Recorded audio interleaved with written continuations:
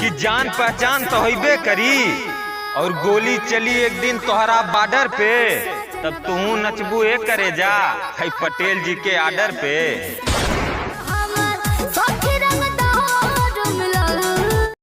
हुकूमत चली रात चली और गोली चली जैसे चलेला बॉर्डर पे, और बेटा ज्यादा कुदबा तो टंगा जेबा है पटेल जी के आर्डर पे।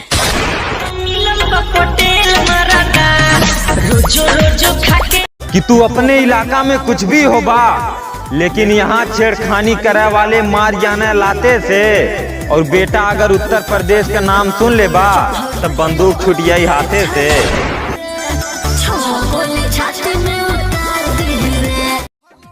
कि पटक के इतना मारब कि दवाई ना मिली दवा खाना में, और पटेल जी के देखते गड़िया फाट जाले, जाके पूछ लिए थाना में। पटेल जी